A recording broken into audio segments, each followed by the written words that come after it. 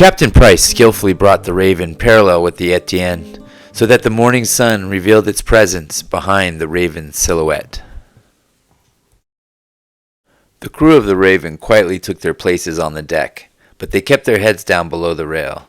They were a musket shot away from their prey, and they could hear a commotion on the other ship. Sailors were shouting and drums beat to a quarter to rouse the lads below deck. Captain Price stood at the rail watching until he was certain that the master of the Etienne was standing at the rail looking back at him. Then he doffed his hat and bowed slightly as he yelled out, "Top of the morning to you! Be this ship known as the Etienne l'Aube?" "Who's asking? Are you the master of that ship?" the man at the rail shouted in reply. "Nay, we are all equals on this ship. Now drop sail and prepare to be boarded." There was no reply. The Etienne continued on its course, sailing in the direction of what appeared to be a rain squall, as if her master intended to outrun the pirates. Either the captain of the Etienne was mad, or he was indecisive on what to do. The gun ports remained closed, and the ship stayed on its course. The Etienne had no hope of outrunning the Raven, but she did outgun her. "Run out the guns, lad, and raise the black flag." The gun ports popped open, and the creak of wheels could be heard as the gunners rolled their cannons into place. The Etienne showed no sign of change.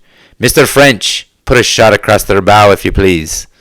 A single cannon boomed like a clap of thunder, and the ball missing the hull and rigging but passing over the heads of the sailors standing at the rail. The battle had begun. "Strike ye colors, ye mangy mongrels!" shouted Price. When no response came, he adjusted the ship's wheel 2 degrees starboard and brought the Raven to a heading that would intercept the Etienne at a 30-degree angle. Then he addressed the crew. "If ye be a religious man, now be the moment of your prayers, for things are going to get hot, damned hot. Your time has run out." With that, Price gave a nod, and the freebooters stationed on the forecastle and a volley from their flintlocks popped, issuing clouds of white smoke. Price observed an armed man near the Etienne's captain struck in the head and fall dead below the rail. At this range, such a shot seemed unlikely, but mayhap it be either luck or mayhap the hunter truly was as good as they all hoped. None will ever know. The Etienne responded by opening her gun ports and beginning a cannonade of single shots along her hull. Hot balls whizzed between the rail and the tops of the Raven's crew. Other shots struck the bow hull, but, because of the angle of the Raven, failed to penetrate. Musketry rang out from the Etienne, and 2 freebooters met their fate. The Raven closed the distance quickly, exchanging shots with the larger ship, some striking up a shower of wood splinters, others splashing harmlessly into the sea. At close range, Roberts fired 2 cannon loaded with grape shot to clear the way for the boarders, but the high rails at the thick hull of the Etienne defeated the attack easily. Now grapples were thrown, and the 2 ships banged hull to hull with a loud crack. "This be the time you earn your pay. Now up and at them, boarders away." It was Robert's cutthroats who were the best positioned to cross over the rail of the Etienne. He went right for the easy win, and he attacked the forecastle, where the merchant marines were reloading their flintlocks. This is where Pirate Diego met his end. He was the first to reach the top of the rail and was struck in the head by a butt of a gun, being swung like a club. Diego tumbled down the ship's side and fell between the 2 holes, where he was crushed when the wake brought the 2 ships together again. Pistols cracked off shots to clear the rail, but the high sides of the fleet stalled Robert's attack. "What be ye waiting for? The gold be in the holds of that prize," shouted Price as he raced forward towards the main deck, where sailors waited with hooks and harpoons. With pistol in one hand and sword in the other, Price parried the harpoon thrust at his gut, while his pistol put a shot through the man's neck, dropping him on the deck. Frenchie followed behind the captain, cleaving one of the defenders with his boarding axe, while shooting another with his pistol. The clamor of steel rang as cutlasses met blade, but seeing blood on the decks, the Etnie's crew quickly lost heart and threw down their weapons. The ship's captain remained defiant, at least until Roberts and his cutthroats came over the rail and overwhelmed the last of the merchant marines. Then the captain dropped his sword. It was over. The ship was theirs. Price stood on the quarterdeck of the Etienne, It was a bloody day at sea, that be true. He shouted orders to search the holds for the chest of silver and gold. The party of pirates was set to round up any passengers or cowards hiding below decks.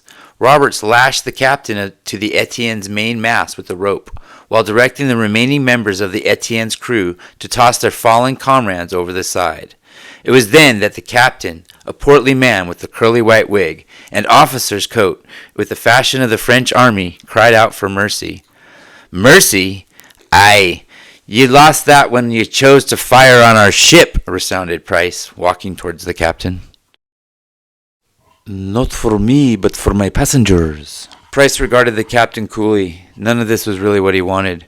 Greed was a terrible motivator, and in the heat of the moment had wrought the slaughter of this day. "What be your name?" "I am Jean-Claude Dussan." "Very well, Captain Dussan. No harm will come to ye passengers. At least not until you determine what their worth is as hostages." "Aye, ye heard the captain. No harm to the passengers. Bring them to the decks, lads," shouted Roberts. A great commotion started as the first of the passengers were brought from below the decks. It was the priest that El Tuerto had said would be there. He was brought to the mainmast by Frenchy and made to sit on the deck next to Captain Dussan. The next passenger brought to the deck was a woman dressed in black. Her clothes were disheveled and her face was bruised where she had been struck.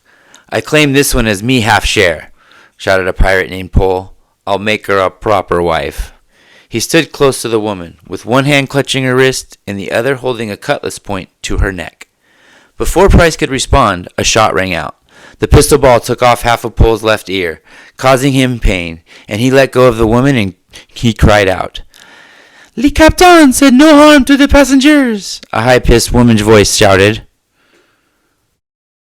On the rail of the Etienne stood a woman with a smoking pistol in one hand and a second pistol pointed at Pole. About her shoulders the concealing cloak the hunter wears, but it was moved to one side by the sea breeze. "The hunter is a woman?" gasped Price. "Aye, sir," answered Frenchy. "You knew?" "We all did. It became obvious the first day. The poor lass didn't want to use the head in front of the men. That's why we gave her a blanket. So, be too good a shot to be putting off the ship, so we elected to keep her as an equal." "Aye," nodded Roberts. "Mr. Roberts, get us out of here. We sail for La Naviace Island. Secure the prisoners, including Mr. Pole. We shall decide his fate when we get there." The Raven and the Etienne reached La Naviace Island in the early afternoon and dropped anchor off the southeastern side, away from the view of the shipping lanes. There was little chance of anyone interrupting the pirates here, because the island was uninhabitable due to its lack of fresh water. With the help of the priest, Father Joseph, the pirates found 2,000 pieces of 8 stuffed in empty wine barrels and a further 1,000 gold coin in a lockbox in Captain Dussain's cabin. Some further gold trinkets consisted of gold-plated tabernacle, candle holders, and a cross and a cup of chalice for the use at Catholic Mass. The holds were full of cargo. There were seeds for planting, livestock, 23 barrels of wine, 20 barrels of ale, 5 casks of rum, and a large assortment of farming tools, all of which could be sold for profit, to add to the pirates' take. The woman passenger turned out to be a nun, Sister Mary Catherine. From her belongings, the pirates found 2 cases of Bibles and other books for teaching school. Neither the priest nor the nun had anything of value, so their fate was put to a vote, and it was decided that they would be put ashore with Captain Dussain and a barrel of fresh water. Mr. Pole claimed his lust got the better of his senses, and when it was put to a vote, he was allowed to remain as a member of the crew. As for the hunter, it was found that her true name was to be Georgina Jacques. Although she was a lass, it was decided that her true value as a marksman to the crew was greater than that superstition against women serving on ships. She was afforded a comfort of a cabin below deck, something that even Captain Price didn't have. In addition, she was given a more suitable pirate name. Hence, she was known as One-Eyed Jack. As to how she came to be among the pirates, well, that will be another story.